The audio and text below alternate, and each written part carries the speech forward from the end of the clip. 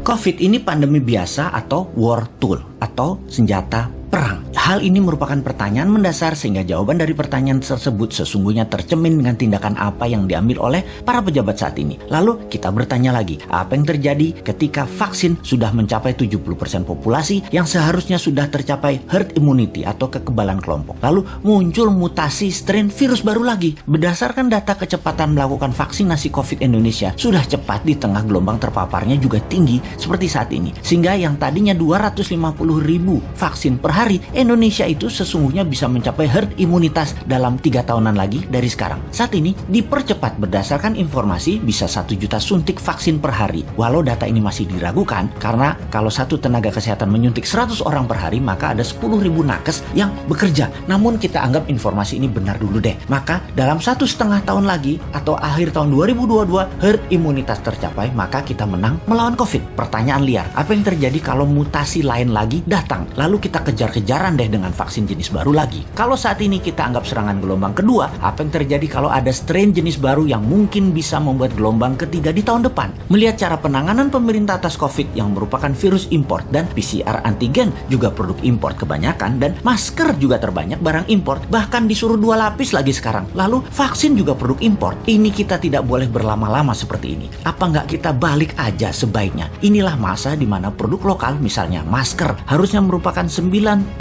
masker yang beredar di Indonesia saat ini adalah buatan lokal. Antigen tes lokalnya harus 100%. Vaksin lokal harus 50%. Atau obat peningkat imunitas yang lokal harus digenjot. Agar kalau virus mutan lagi, kita nggak terus bergantung impor yang akan membuat ekonomi negara digerogoti uang keluar atau flight capital. Sudah cara bernegaranya membatasi uang beredar menjadi tipis di tanah air, uang tadi ditarik keluar dengan berbagai kebutuhan impor dan tunai di tanah air harus hidup dengan pinjaman dolar asing dan yuan. Rupiah kok jadi nggak berdaulat ya? Pastinya karena kebijakannya terlalu impor. Walau bisa terlihat benar karena semuanya dalam keadaan darurat, tapi kalau bernegaranya daruratnya berkepanjangan seperti ini, sebenarnya bisa nggak masuk kategori salah kelola atau mismanagement bernegaranya. Lebaran tahun 2020 nih ya, kita nggak boleh mudik, pulang kampung, mudik apalah itu. Lalu tahun 2021 berlaku lagi, nggak boleh mudik lagi. Oke lah, kita manut, 2 kali ya kita manut. Walau ada beberapa orang nggak tahan melakukan pulang kampung yang katanya mereka lah penyebab meledaknya gelombang kedua paparan COVID sekarang. Oke lah, argumen ini diterima. Tetapi kalau tahun depan 2022 masih lagi, ini namanya nggak bisa kelola. Setuju nggak kalau hal ini kita sematkan? Nggak bisa kelola negara karena 3 kali berturut-turut kita nggak pulang kampung. Kembali ke pertanyaan awal. Kita bisa simpulkan dari pertanyaan pertama oleh pemerintah saat ini, COVID adalah pandemi biasa, bukan war tool atau senjata perang biologi. Menjawab pertanyaan kedua, kalau ada strain baru, maka sepertinya ya ikut aja atas apa yang akan terjadi nanti. Kumaha engke, tak ada antisipasinya, yang ada hanyalah mudah-mudahan nggak ada mutasi lagi. Kalau terjadi berlawanan, ini senjata biologi